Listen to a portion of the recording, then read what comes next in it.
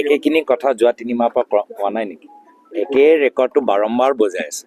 আমিতো কিবা নতুন কথা শুনিবলৈ বিচাৰোঁ। আৰু কি সময়ত কৈ আছে, যি সময় আৰু কি সম্পৰ্কত কৈ আছে, পেহেলগামৰ সম্পৰ্ক। পেহেলগামত আজি আমি সকলোৱে একগোট হৈছোঁ। আমি পাকিস্তানী সন্ত্ৰাসবাদীসকলক আমি গৰিহণা দিছোঁ।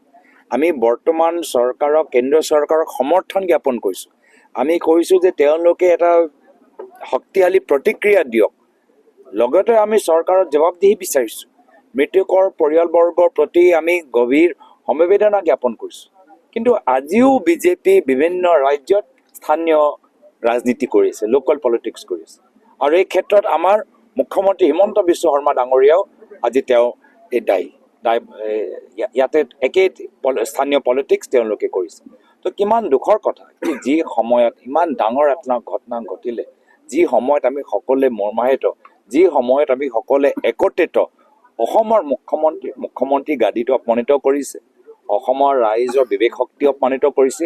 আৰু মই ভাবোঁ নিজৰ স্থানীয় ৰাজনীতি পেহেলগামত সম্পৰ্কত আনি তেওঁ পেহেলগামত মৃতকসকলৰ পৰিয়ালবৰ্গৰ প্ৰতি আজি তেওঁলোকে অপমান জ্ঞাপন কৰিছে।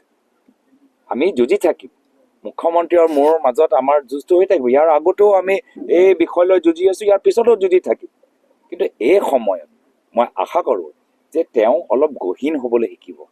তেওঁ মুখ্যমন্ত্ৰীৰ চকীটো সন্মান কৰিবলৈ অলপ শিকিব। তেওঁ আমাৰ অসমৰ জনসাধাৰণৰ বিবেক শক্তি অলপ সন্মান কৰিবলৈ শিকিব। আৰু মইতো বিচাৰোঁ যে এইখন কেন্দ্ৰীয় চৰকাৰ বৰ্তমানৰ সময়ত তেওঁলোকে বাৰম্বাৰ কৈ থাকে যে আমি পাকিস্তান অকুপাইড কাশ্মীৰটো নিজৰ হাতত কাঢ়ি লৈ যাম। এই সময়টো উচিত। আমি কেন্দ্ৰৰ চৰকাৰক আমি সমৰ্থন জ্ঞাপন কৰিছোঁ, আপোনালোকে আগবাঢ়ি যাওক আৰু পাকিস্তান অকুপাইড কাশ্মীৰৰ পৰা কাঢ়ি আনি আমি পুনৰবাৰ আমি জম্মু কাশ্মীৰৰ ভিতৰত সোমাবলৈ তেওঁলোকে আগবাঢ়ি যাওক। আমাৰ গোটেই সমৰ্থন তেখেতৰ লগত আছে।